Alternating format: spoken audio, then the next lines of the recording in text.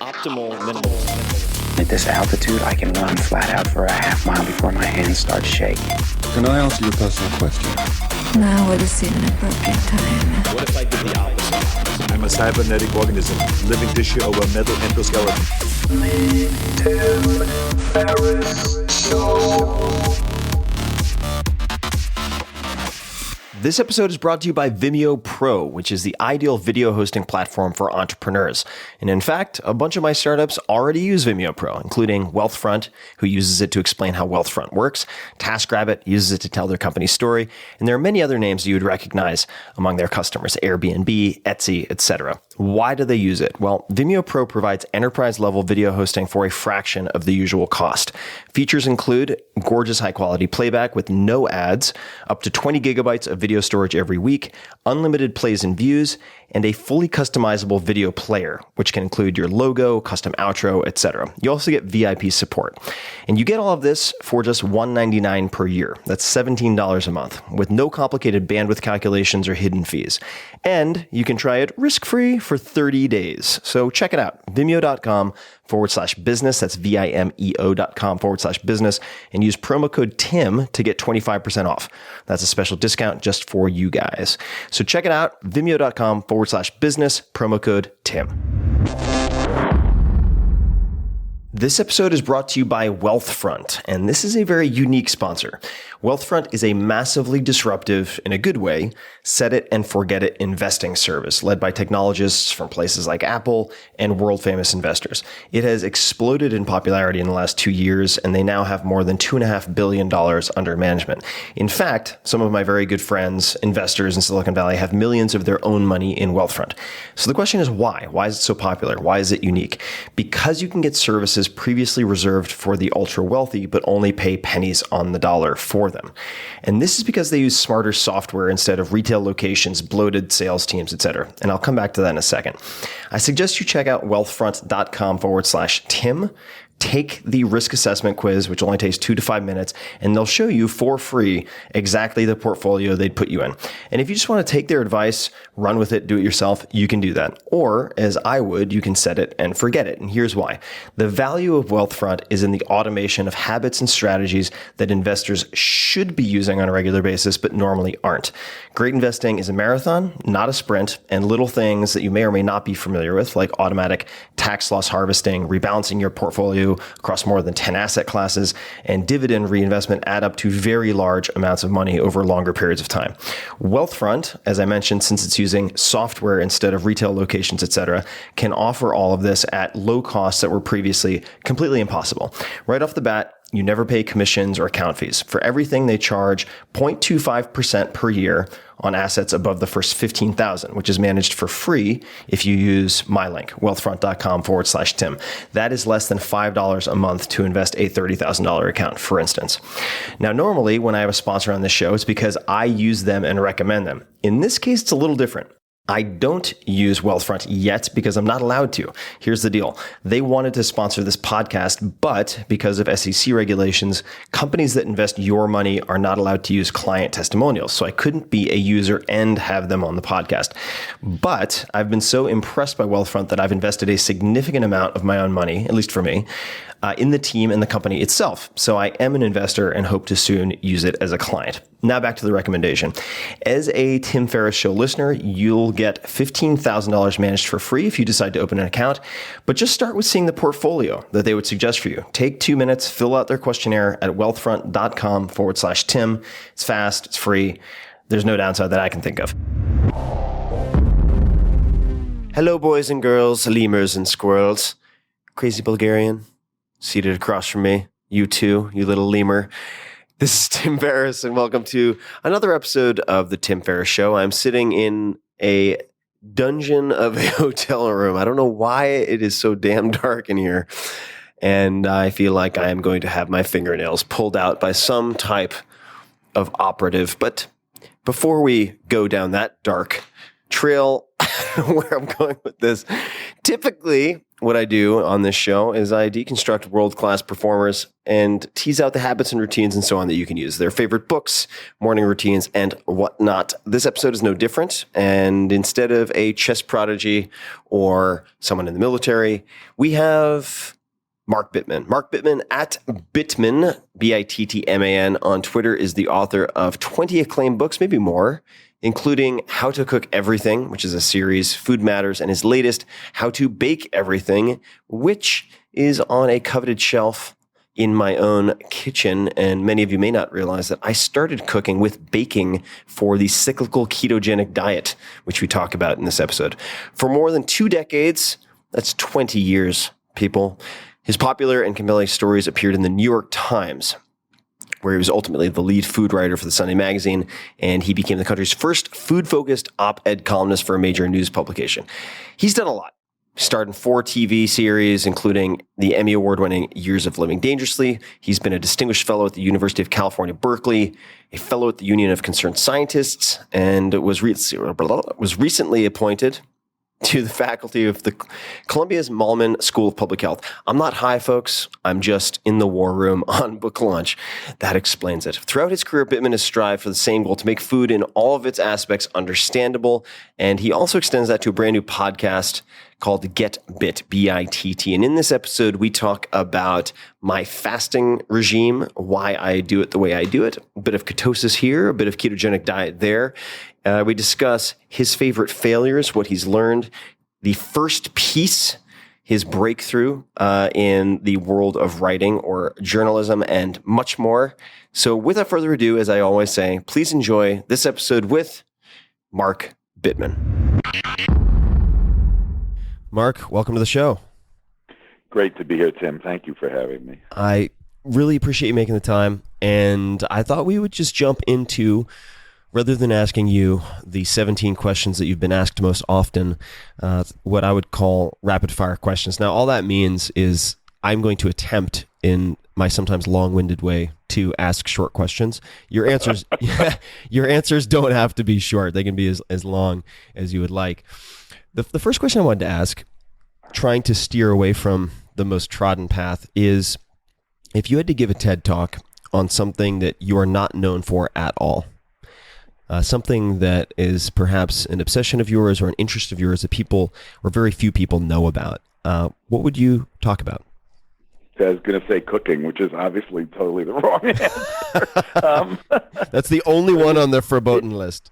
It is sort of this quiet passion, but I happen to have turned it into a career, so we'll let that go. I guess running. I guess it would be running, because I did used to write a little bit about running, and it's funny. I'm in a down, sort of a down moment in my running life, but I've had those before, and I know that I'll always come back. And it's just, as I age, it's just an interesting thing to keep track of, and an interesting thing to note that at this point, I think it's 45 years I've been running. So even if I'm not running and I see other people run, it just stimulates my thinking about it. And is there any, for instance, I've read a little bit of Haruki Murakami and his running, certainly Malcolm Gladwell, well-known runner. What is it that you get out of running? And did you start really young? I started when I was in my 20s. I started as a way to stop smoking cigarettes, which worked. And I have gotten so much out of running, besides general, I think, overall fitness. I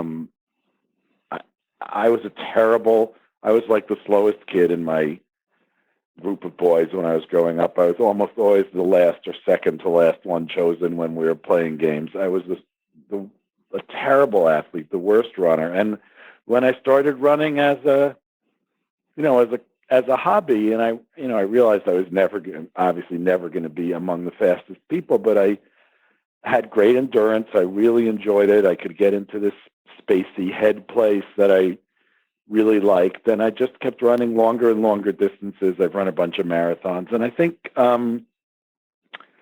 it's this combination of fitness and self-worth, and then the kind of daily, when it's going well, the kind of daily high of just putting your head in a different place and getting tired and feeling good about the way your body feels. That's, when I listen to those things, that's a lot. You can't get that out of a lot. I mean, you can get it out of any daily exercise where it feels like you make progress, I guess. But that for me, because I was competitive with myself, or even with where I would be in a given year. I mean, I'm never going to break any of my older personal records, but just to like make progress, it's just something very rewarding about it. Very reinforcing. This is going to be a left turn, but these are all going to be left turns. So I guess we'll just end up going in a weird square over and over again. But right, cool. What books besides your own have you gifted most to other people?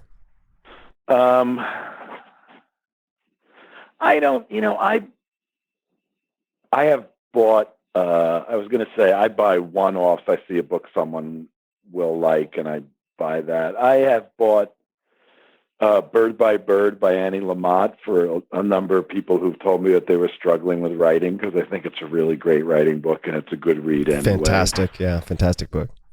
I used to buy Catch-22 for a lot of people because I just thought if you hadn't read it, you had to, but maybe that era is over. Is there anything else? I've bought cookbooks by other people. I've bought Marcella Hazan books for people and Julie Sani books for people, because those are the best, I think, basic Italian and Indian books, respectively. Maybe I don't buy a lot of. Like I said, I think it's mostly one-offs. I'll see something I think someone I know will like and just send it. So if we're looking at one-offs and continuing in that thread, what purchase, and it doesn't have to be exact, but what purchase of, say, less than $100, but something not terribly expensive, comes to mind that has had a significant positive impact on your life? Could be anything. The iPhone headset. I don't know, an electric shaver. Those are all fair answers. You're saying them like questions. Those are all fair. A kilo tin of anchovies. I mean, I think I could probably go on, because those are.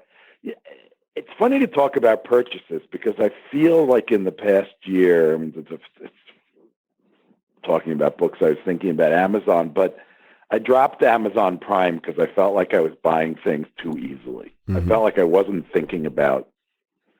It's not even really the cost, because most stuff is inexpensive or negligible, but it's not like I was buying washing machines on a whim. If I needed a box of tissues, I might buy a case of tissues, that kind of thing. And I just thought I wasn't thinking things through enough, thinking through purchases enough. And then I started to realize how much stuff I had, and how easy it would be, just as easy to give things away or to go shopping in my closet for clothing or that kind of thing. So I feel like in the last year or so, I've become less of a consumer, more thoughtful about this, and more thoughtful about how things decline in value. Some things decline in value tremendously the minute you buy them. We think about cars, but if you think about clothing, it's sort of the same thing. And I trying to focus purchases on stuff that I need and stuff that's higher quality. And that goes especially for food, but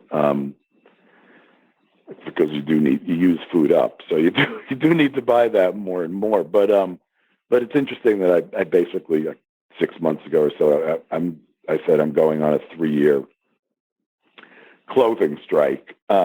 Just not going to buy anything. And that hasn't exactly been true, but compared to what I was like before, it's like if I need something, I needed a rain jacket for a backpacking trip I was going on, I bought it, but I'm not buying things on whims. I'm not buying things because they're quote unquote nice.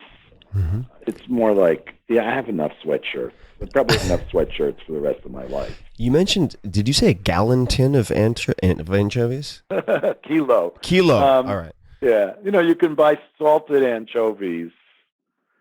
Anchovies come in, 2 ways. They come, or that is preserved anchovies. They come salted or they come packed in oil. And if they're salted, you then rinse them off and you can pack them in oil yourself or not. But they keep really well. You can use a couple at a time. It's a little less expensive. They're pretty high quality. Generally, they come from Sicily or elsewhere in southern Italy. So I don't know. That was just an example. I do like that, and it's a nice can. Everybody buys the same.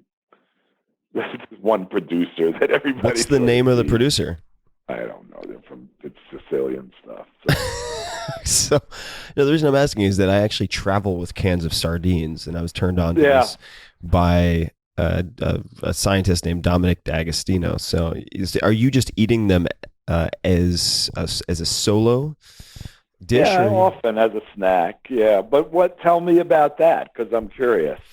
Well, Dominic D'Agostino, he researches a number of things, but he focuses on metabolism and is more recently focused on exogenous ketones. So these are ketone esters that mimic the physiological state of fasting in some respects, and your brain utilizes ketones very well. So he's looked at how ketones in the dietary state of ketosis, along the lines of, say, an Atkins diet, or if it's induced by fasting, can affect everything from cancer growth, even with very aggressive cancer growth like glioblastoma, and things along those lines. He's done a lot more than that, but he follows a ketogenic diet himself. And I asked him what he had for breakfast, and he said, well, I usually have, let's say, a handful of macadamia nuts, some eggs, and a tin of sardines, and a half a tin of canned oysters. And I didn't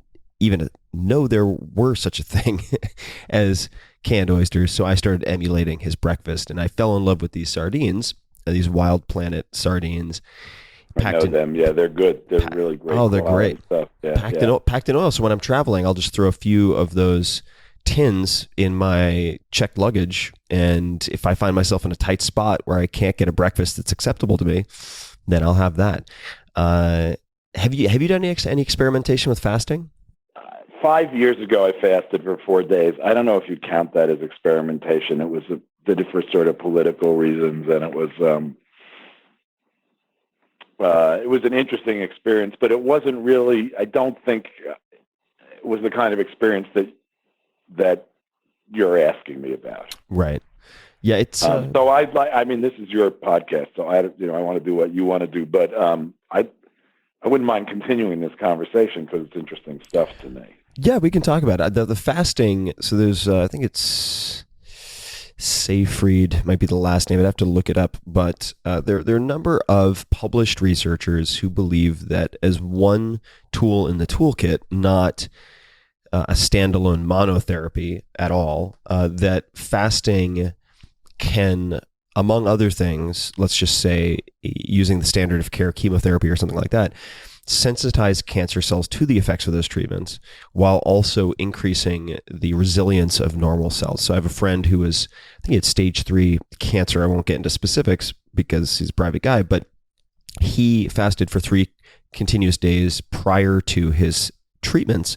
And while the rest of his cohort, these other people, were laid out in bed for a day, he was running 10 miles the next morning. And that could have been placebo, who knows? But there's enough data to support that that in addition to that, even using fasting prophylactically, you could potentially, and over the age of, say, 40, everyone has, or most people will have, I should say, precancerous cells in their bodies. And that in and of itself is not a problem if they don't grow out of control.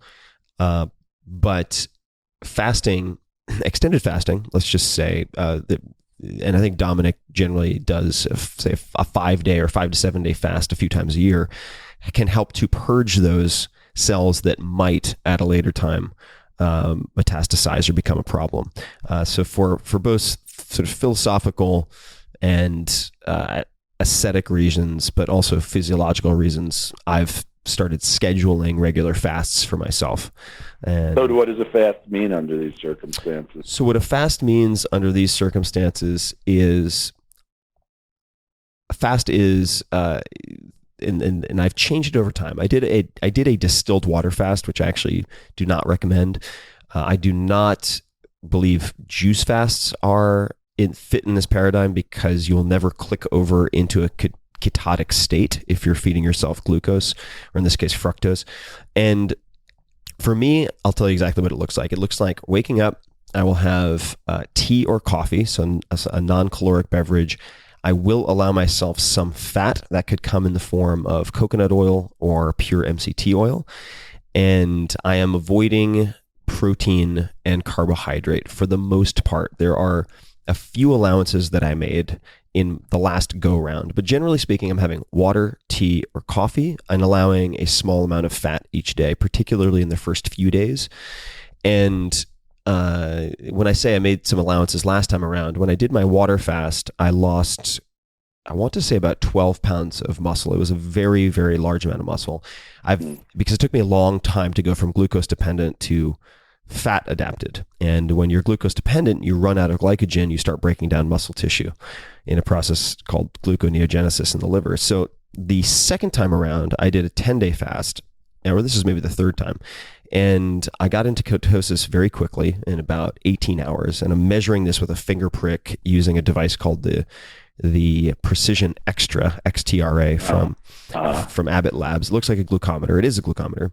And once I get to about really over 0.5 millimolars, which is the concentration of ketones in the blood, most people would say that's ketosis. I only feel it when I get to about 1.2, 1.3.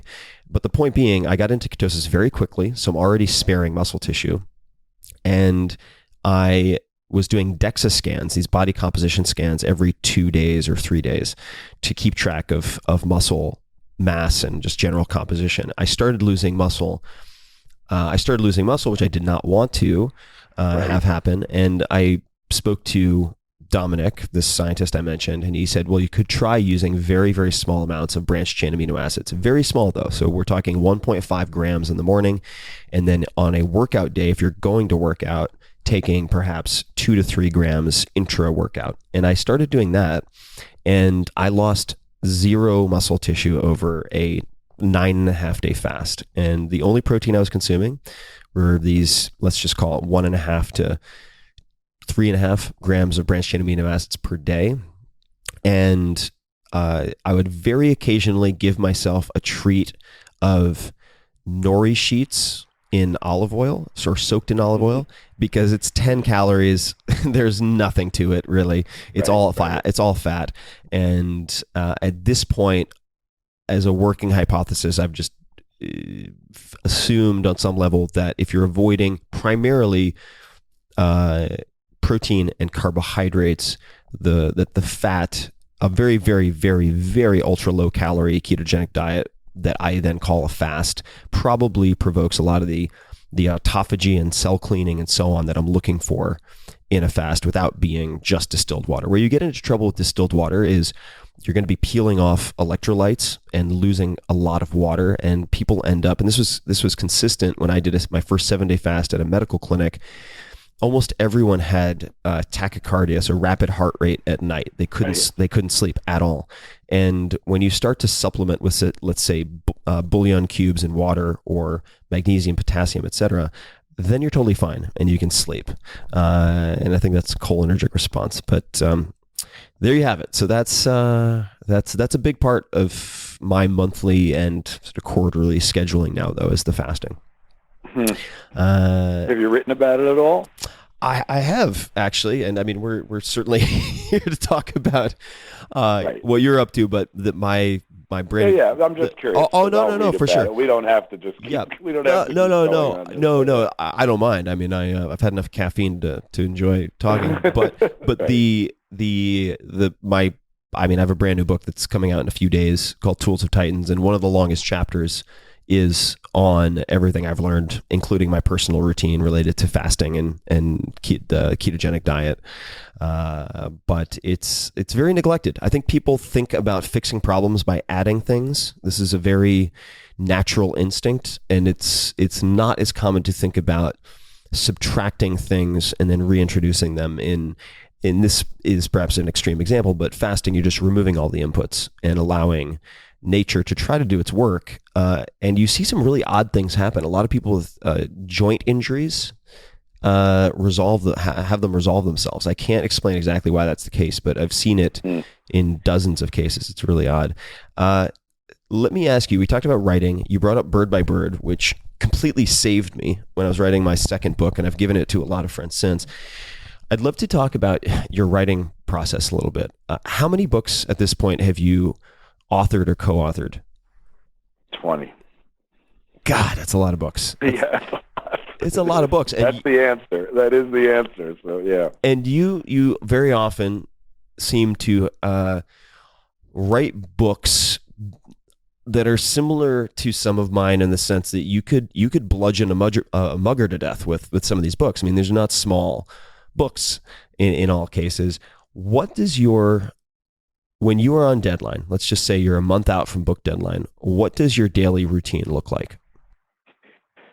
It's really different from cookbooks are different from other things, or they may be similar to what you do. But with cookbooks, the process, especially the big ones, and there are now 5, including the How to Bake Everything, the latest. There are 5 How to Cook Everything books, 6 if you count that one is the second edition of another. So How to Cook Everything, then a second edition of How to Cook Everything, and How to Cook Everything Vegetarian, How to Cook Everything the Basics, How to Cook Everything Fast, and now How to Bake Everything. Those are all so big that they're really years-long projects, and a month out from deadline doesn't mean anything because I tend to submit things in quarters or halves or whatever, and I'm working on editing the first half while still finishing the second half and so on.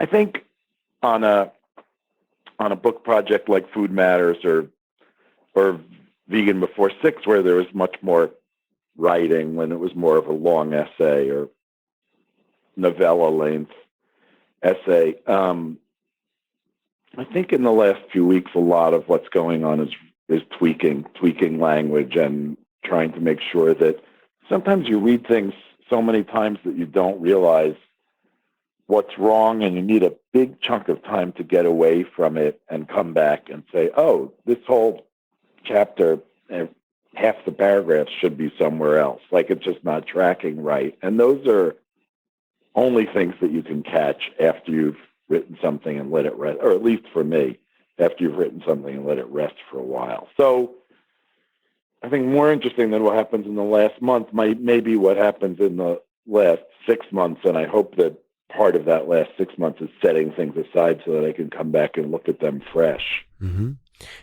And when you're in the thick of writing, when you are actually in production mode and not stepping away, what does the structure of your day look like? Well, I'm hoping in January, maybe I'm hoping in March that I can stall a little bit, but I'm about to enter one of those periods. And,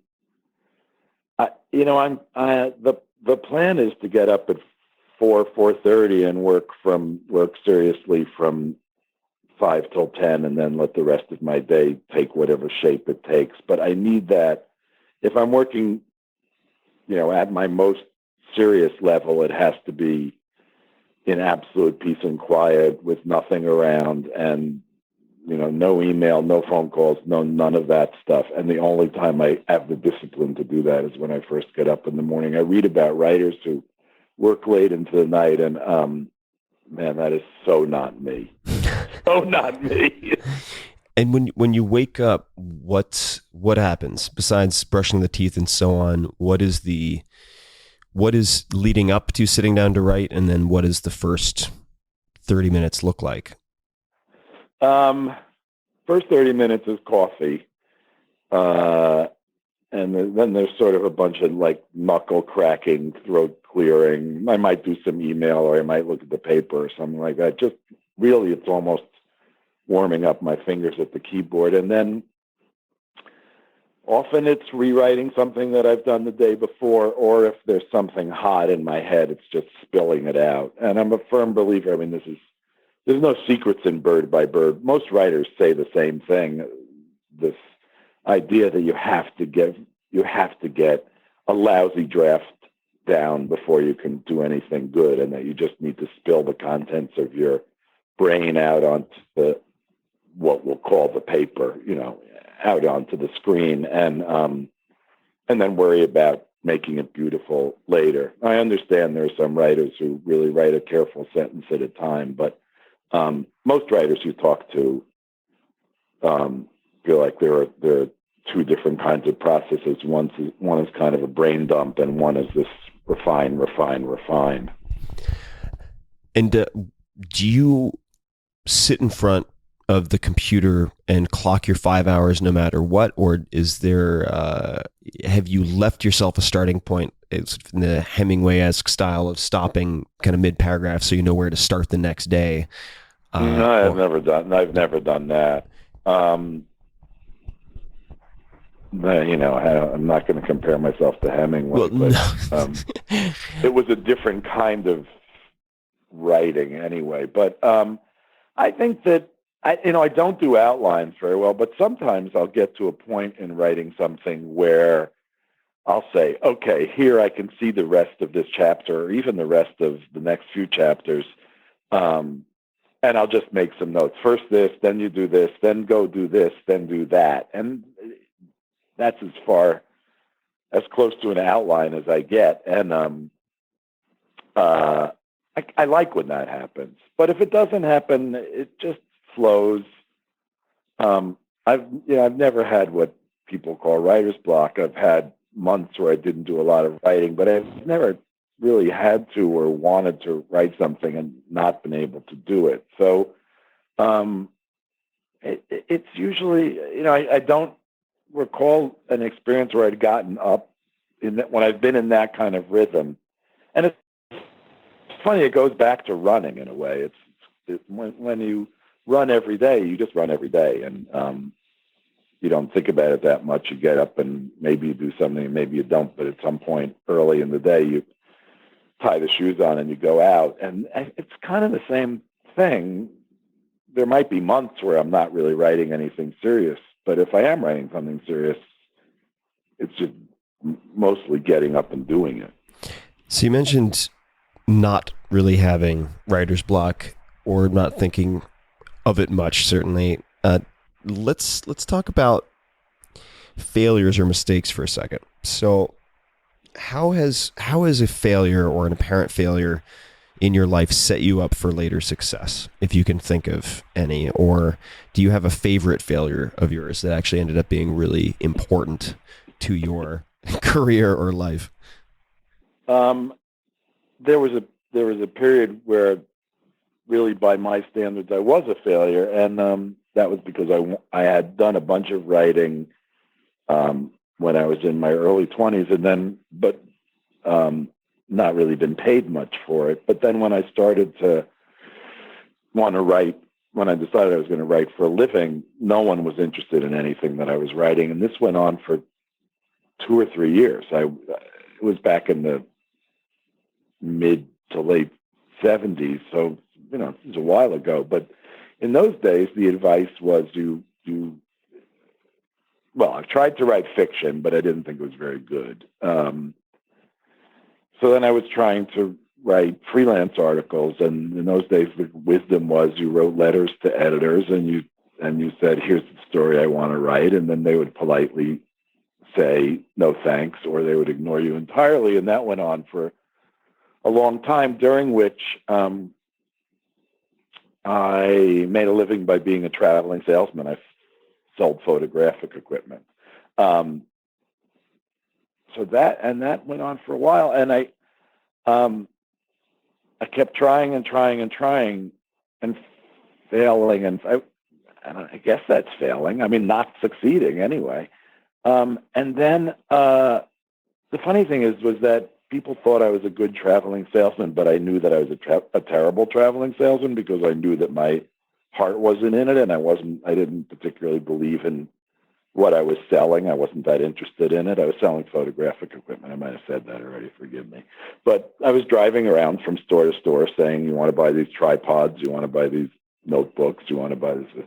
And I didn't really care whether people bought them or not, because the marginal income was not all that significant. So that is to say, I was making enough money from the job that any additional sale, I made a little more money, but it didn't seem like it was worth killing myself for it. But as I said, I didn't really believe in the product. So there was that. And then I finally sold my first piece, and my first piece was a food piece. And Do you remember what it was about? oh yeah, totally. I have it on my wall. I was in a karate class. I was in a karate class with a guy named Chris Angerman, and Chris. This was in New Haven, and Chris was writing theater reviews for the local weekly. But that's not what he did for a living. And I said, "How did that happen?" And he said, "Oh, just go talk to George DiStefano. He's the arts editor down there, and he'll let you do something." So I went in the next day and I talked to George DiStefano, and I said, I could review restaurants better than the people you have reviewing restaurants now. And he said, "Well, write one, and we'll see what happens." And I wrote one. I slaved over it for 24 hours, and I brought it in, and he really liked it. And it's interesting. The date on it is March 1st, 1980. So it's now, what is that? 30, going on 37 years ago. He really liked it, and I have it on my wall, and I think it's really good. I'm quite happy about it. So that was my first success, and the interesting thing after that was that I became a very aggressive salesman of my own stuff. I think you can probably relate to that, and I think a lot of entrepreneurial writers can relate to that, which is, we have to go out there and say, "You want to buy this book, you want to buy this article, because I'm going to say it in a way others haven't, and it's an interesting topic, and I'll do a good job, blah blah blah." And I've made my living doing that since then, and I've had setbacks, and some years are better than others, and so on. But I do believe that I'm a good writer, and obviously I've learned a lot over the years, and I've learned a tremendous amount about food, which is why, if we go back to that first question about what I don't talk about that I do, there is this kind of, it's not a secret life, but I do cook all the time, and I'm always amazed at how much there is to learn and how much I actually have learned, how much I know, in modesty aside, how much I know. So I do think there is this way in which that period of seeing that I didn't believe in what I was doing set me up for being excited and being assertive, if not aggressive, about once I started doing things that I did believe in what I was doing. You mentioned that people considered you a good salesman of this photographic equipment. Did any of that get translated over to selling your own work? And I'm just wondering what specifically makes you or one good at selling either of those things. Like what was it that made you better at selling your ideas or the photographic equipment than some of the other people who were doing the same? I think they thought I was good at selling photographic equipment because I was a nice guy and people liked me. I knew how to talk. And actually I am curious about other people's lives. So it happened here. This was supposed to be an interview with me, and we wound up talking about something you're doing for 10 minutes. And I think that's not a contrivance. I'm not that interested in myself.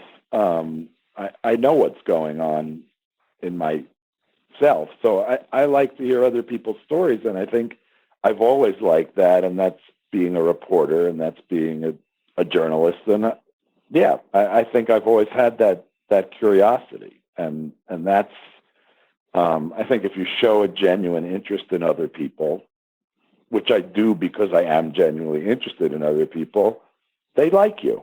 Mm-hmm. So, do you have any quotes that you live your life by or think of often? I bet I do, but I can't think of them right now. It's not like I have any. It's not like they're mantras, that's for sure. Yeah, but I'm sure that there are things that I said to my kids, but it's not. Maybe I still feel this way because this writing project that I'm about to take on is a complete and total stretch for me, and I know we'll probably talk about this, but I just started doing a podcast, and that's a stretch for me. So I do think that one thing that I learned, and it's interesting because it goes back to what we were just talking about, but one thing that I have learned is that if you are afraid to fail, then you're not going to succeed because there is no success without failure. And fear of failure keeps people from trying, and then there's no possible success. So that's not exactly a mantra. It's something that I know to be true, and I've said it to my kids and to other people, and I've lived my life that way. It makes me think of a video that actually had a huge impact on me when I was about 15 years old. It was video of a very, very legendary wrestling coach named Dan Gable in Iowa, and he was doing a post-game analysis on one of the Iowa Hawkeyes. I think it was a dual meet competition, and he was yelling at one of the athletes who got a tie, and he said, you just didn't want to lose. You didn't want to lose because he beat you twice before, and so you got a tie. You never win that way. And the idea being like wanting not to fail and wanting to win are two very different things, right? What advice, and this is a cliched question, but sometimes it goes somewhere. What advice would you give, or do you wish you'd received when you were, say, 20, 25, or 30? You can pick whichever, or any time that you needed some advice for that matter. Well, it is, you said it was a cliche, and it's so often repeated, and it is so corny. But the thing is, my parents never said this to me, but I think they telegraphed it to me despite themselves and despite the way they live their own lives. And, that's not, we're probably not going to get into that, but my parents are funny in that their verbal cues, I don't know where to go with this. Okay. So I do think that there are ways in which my parents taught me things that were very unintentional on their part and had very little to do with how they lived their own lives and even what they believed. And yet somehow there were messages that I managed to absorb. Now, maybe I didn't absorb them from my parents at all. Maybe I absorbed them from elsewhere. But anyway, it's the follow your passion thing. I think you have to do what it is you think you want to do, because you're not going to succeed at stuff that you don't want to do. Mm-hmm. So I was passionate about food in the cooking sense. It wasn't that I ever thought, I'm going to write about food. It was that I thought, I'm going to write, and I really like cooking. And those two things together really worked for me. And I didn't sit around saying, I'm passionate about this. This is what I must do. Those are just the things that I felt that I wanted to do. And I don't know, other things could have worked out in my life in much different ways, of course. And they might have worked out better, and they might have worked out worse. But these were things that I wanted to do and wanted to have as part of my life. And I think that's the advice I say to people all the time. They say, what should I do? It's really like, what is it you want to do? Because that's what you got to know. What, I don't know if you had any external input or pressure or advice given to you, but if you hadn't listened to that, if you had listened to other people, what do you think you would have ended up doing, or where would you be? My parents would have loved it if I was a doctor. So the thing is that when I was young, I felt like there were so many options of things to do that it was impossible to decide which one was going to be the right path. So to decide in high school, which is sort of what it would have taken, or early in college to become a doctor, it just seemed way too early. But to say I'm going to be a writer was so vague and meaningless that it left every door open. And it was only later that I realized every time you say yes to something, you've said no to many, many other things. Not every other thing, but anytime you make a commitment, you're making a commitment in a direction, and it seals off other directions, at least for that moment. And that's an important lesson also, is that it's not only the things that you say no to that shut down certain avenues. It's what you say yes to, because if you say yes to something that you're not going to enter into wholeheartedly, you're still going to take time, which is, one of, I guess we could say, the most precious thing we have, and devote it to that path, which means you're not giving time to another path. So, if you're, these can be daily decisions or these can be life decisions. If you're watching TV, you're not exercising. If you're cooking, you're not sleeping. I mean, whatever it is, you say yes to something, you're saying no to something else. And then in the long run, if you are 17 years old and you say, I'm going to be a doctor, if you stay on that path, you shut off all these other careers. I mean, there are remarkable people who have more than one career, but that's not the norm. Yeah, I want to say this is a Steve Jobs quote, but it makes me think of the innovation is saying no to 1,000 things. But it's like, as you pointed out, it's also saying yes to, I guess this is echoing a friend of mine who's been on the podcast named Derek Sivers, is an entrepreneur, but the saying yes only to the hell yes, 100% in options, and not to the that could be kind of cool options, because those you will drown yourself in these mediocre commitments, and as you put it, it displaces the opportunity to do these things that you actually care about. How old are you now, Mark? I'm going to be 67 in February.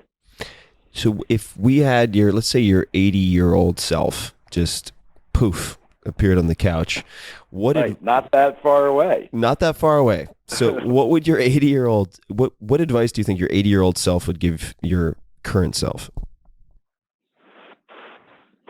That's great. Well, I guess I could say the kind of advice that I'd like my 80-year-old self to give my current self. I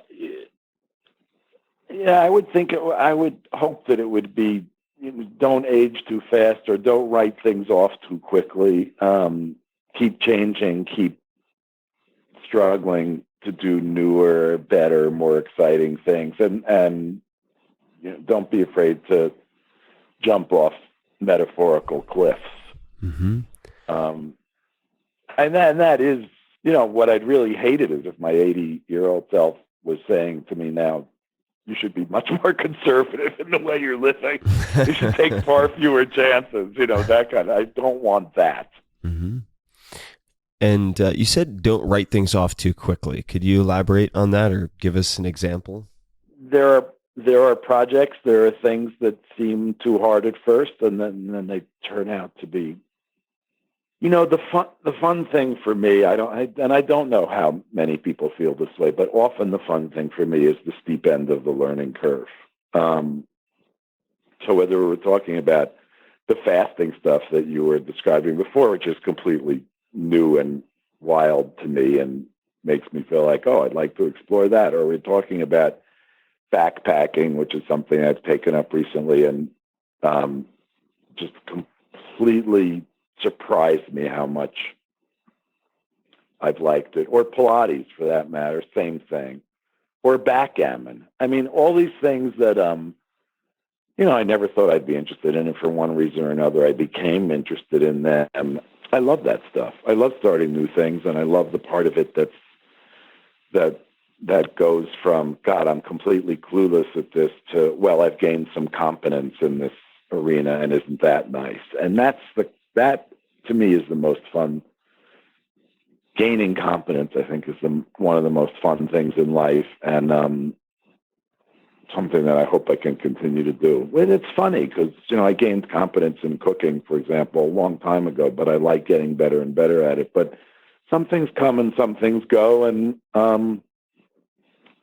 what they've had in common is that I love that steep end of the learning curve. So why start a podcast? And what is the name of the podcast?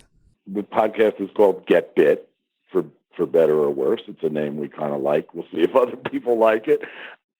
It goes back in a way to why I left the Times.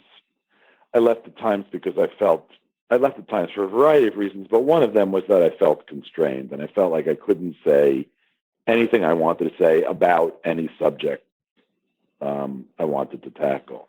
And I thought, well, there are two ways of dealing with this. One is to do a newsletter, which I might still do. And the other is, these guys I quite liked came to me and said, would you like to do a podcast? And it's funny, I hadn't listened to many podcasts. I mean, I'd listened to Serial like everybody else in the United States, but I hadn't listened to really any sort of personal people telling their stories. And I started to do that, and I thought, this is great. These people are able to do whatever they want, and it's not, no one says it has to be 30 minutes, and no one says it has to be 2 hours, and no one says you can't talk to this guy, and no one says you can't do this thing. And it's self-publishing in a way, and it's verbal instead of written. And I thought that's appealing too, because I do like to talk, and I like interviews a lot. I mean, I like both ends of interviews, and I'm pretty good at interviewing people. And so we thought we'd give it a shot. And I think 3 or 6 months went by, and we were, doing samples of this, and we were thinking of who might sponsor and how we might organize or whatever. And then at some point I said, we should just do a show. It's not going to cost us that much money or that much time to put something together. Why don't we do a show? So a bunch of people got together where I'm living, which is up the Hudson River, about 50 miles from New York.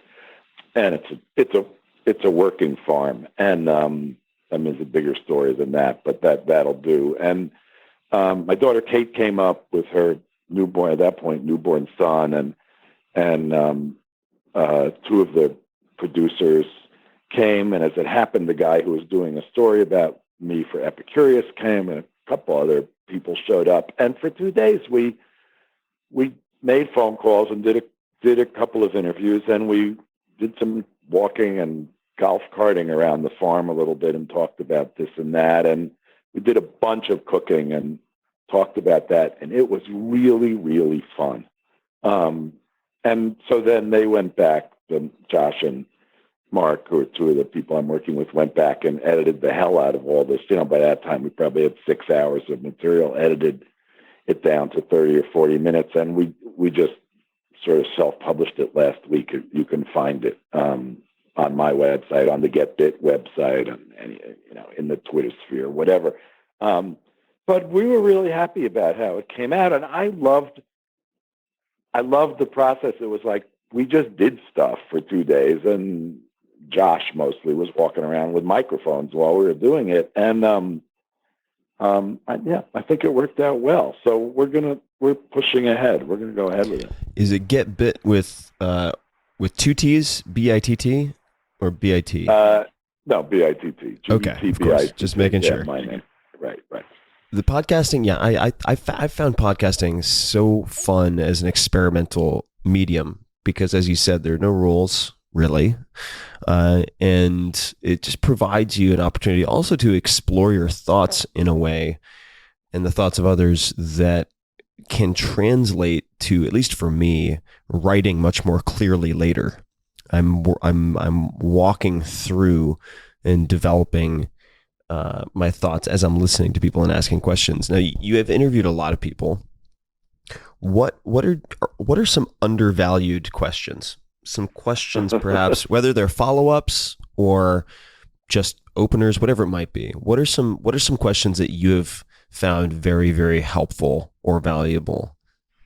I don't think my answer is going to make you happy. I'm not very happy in general. It's okay. I don't think it's going to give you what you want.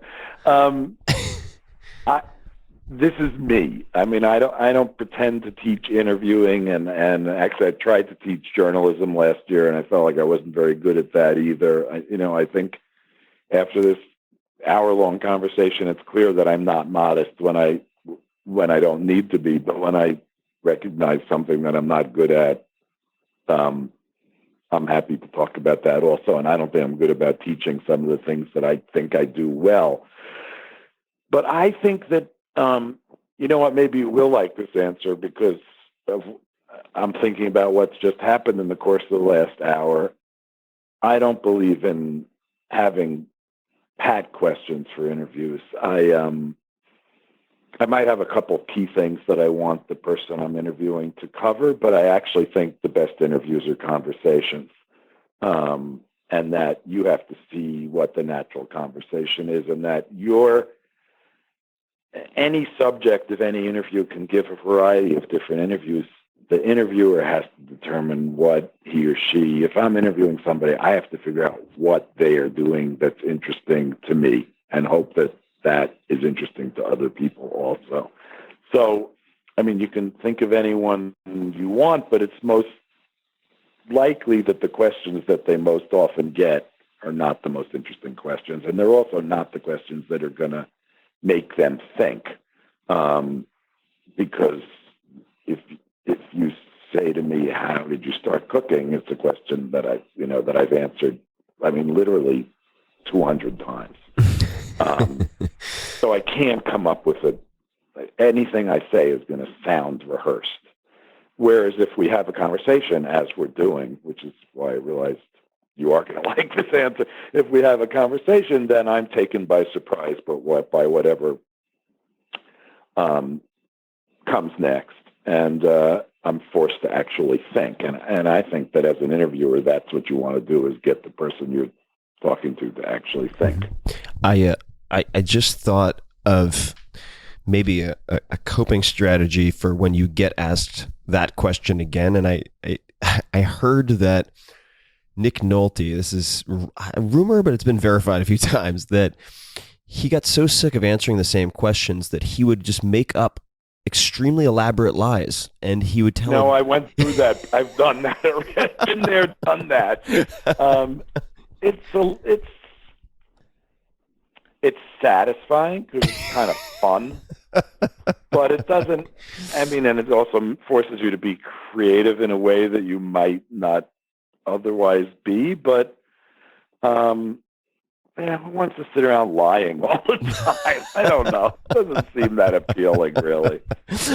Yeah, certainly it's a headache for the publicist who gets the fact-checking call at the end of the day. But let's talk about another topic that I don't think you're aware is actually something that is near and dear to my heart, which is baking.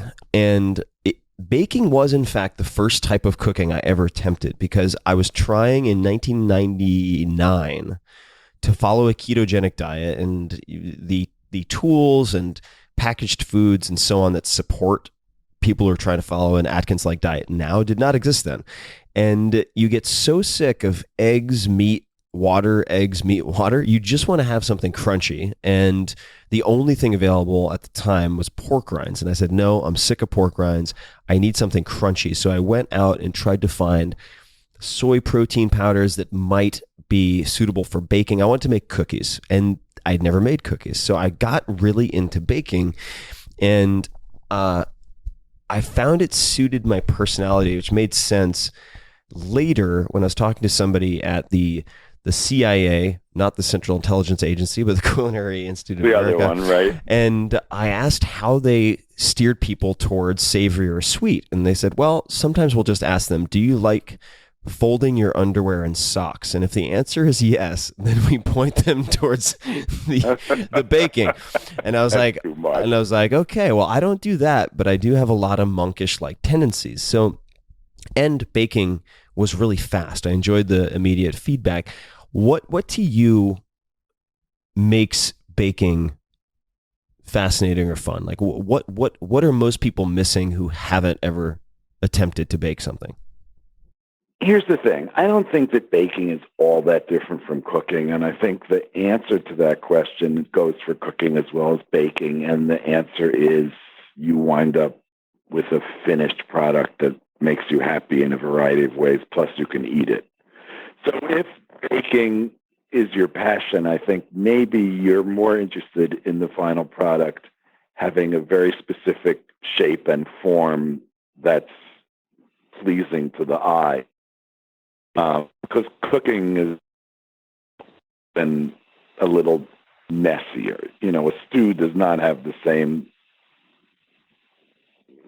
aesthetic qualities as a cake or even a cookie. It's sort of more free form and flowing. I mean, on the other hand, there's nothing more beautiful than an omelet. So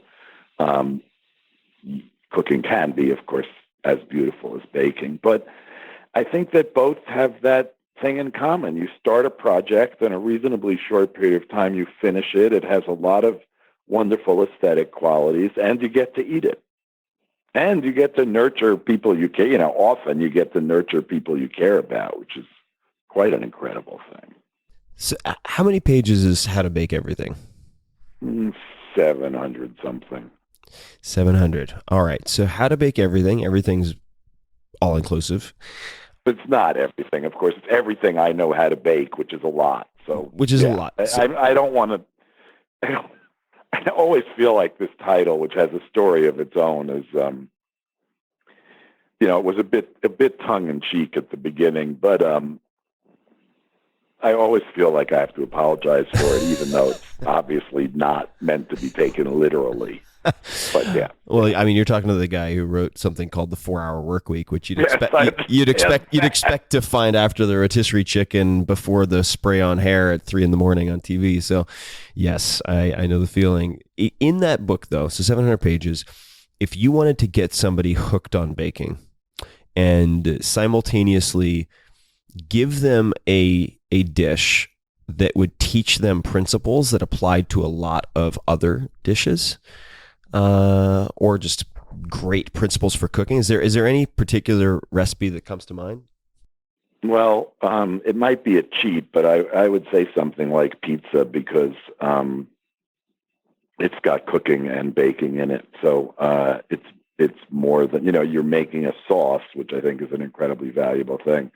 And you're learning how to make a dough that incorporates yeast, which is something that can really serve you well. But, you know, I always say when people say, how should I start? I say, just pick up a cookbook and find something that really appeals to you. Find something that you want to make, and then take your time and tackle that. Yeah, that is what I think. I think that the best dish for a person to cook first is the dish that appeals to that person most. And that's sort of the way I best know to guarantee, or at least to nearly guarantee, success. Mm-hmm. Well, I think pizza probably hits 80% of the population. Checks that box. People like pizza, so that's good. Yeah. And I remember I picked up, is it Marcella or Marcella Hazan? I guess Marcella. Yeah. And her what is her sort of her magnum opus? I'm blanking on the name here, but well, the first thing that she did was me too. Classics of Italian cooking. That's right. And I remember being intimidated, but focusing on the roast chicken. And to this day, I think that is sort of my go-to approach to roasting chickens. And it was the least intimidating, or one of the less intimidating that I could approach. But you know that people always used to say that you can judge a restaurant best on its roast chicken because it's the hardest thing to make. Now, I don't think that's actually true, but many people think that, you know, making a great roast chicken is actually, and it's true, making a great roast chicken is not easy. Making a decent roast chicken is pretty easy, but making a great one is not easy. I've heard the same thing about making a French omelet, that people will say, okay, let's see how you make a French omelet. And that was also one of the litmus tests, or one of the, I'm sure, many different tests that people could throw out there. I am not a chef, enjoy cooking, but certainly wouldn't put myself on the line anywhere even half respectable.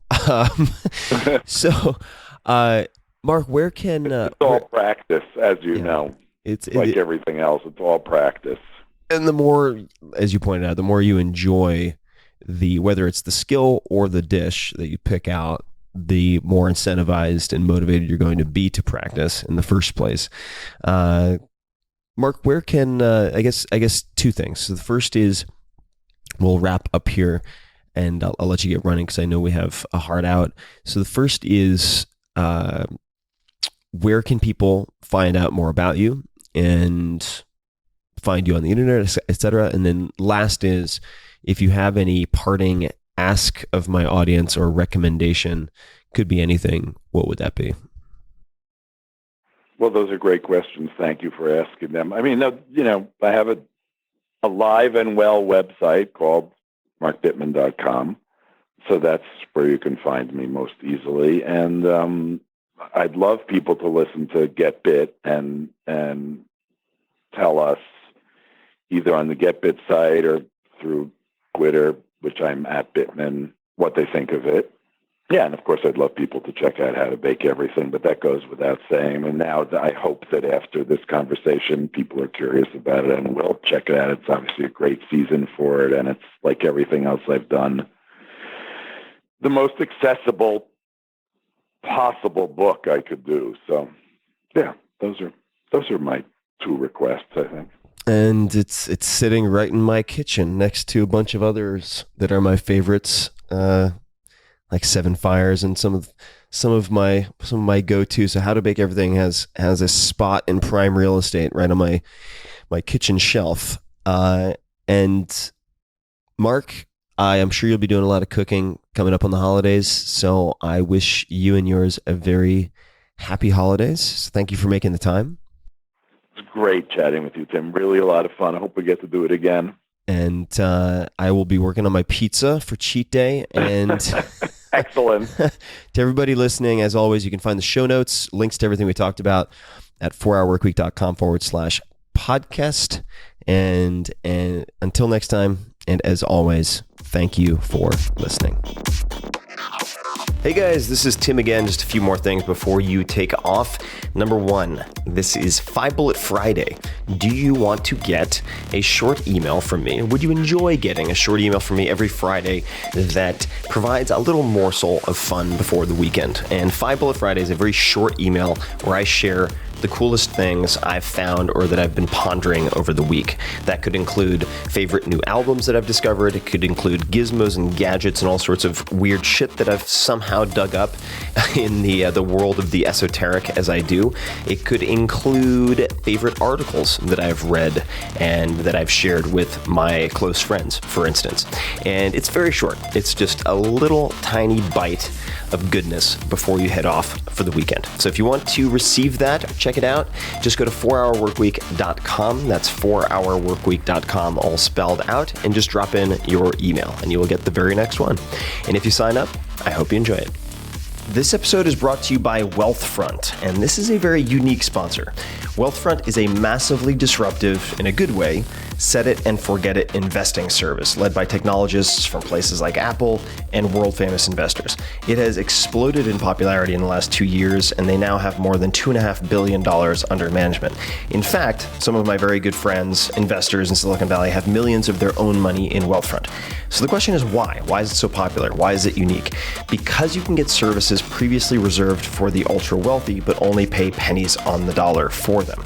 And this is because they use smarter software instead of retail locations, bloated sales teams, etc. And I'll come back to that in a second. I suggest you check out wealthfront.com/Tim. Take the risk assessment quiz, which only takes 2 to 5 minutes, and they'll show you for free exactly the portfolio they'd put you in. And if you just want to take their advice, run with it, do it yourself, you can do that. Or, as I would, you can set it and forget it. And here's why. The value of Wealthfront is in the automation of habits and strategies that investors should be using on a regular basis, but normally aren't.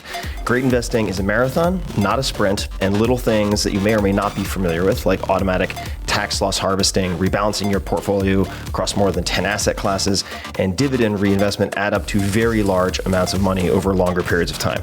Wealthfront, as I mentioned, since it's using software instead of retail locations, etc., can offer all of this at low costs that were previously completely impossible.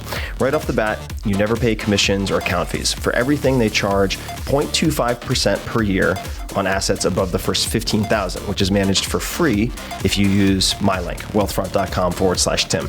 That is less than $5 a month to invest a $30,000 account, for instance. Now, normally when I have a sponsor on this show, it's because I use them and recommend them. In this case, it's a little different. I don't use Wealthfront yet because I'm not allowed to. Here's the deal. They wanted to sponsor this podcast, but because of SEC regulations, companies that invest your money are not allowed to use client testimonials. So I couldn't be a user and have them on the podcast.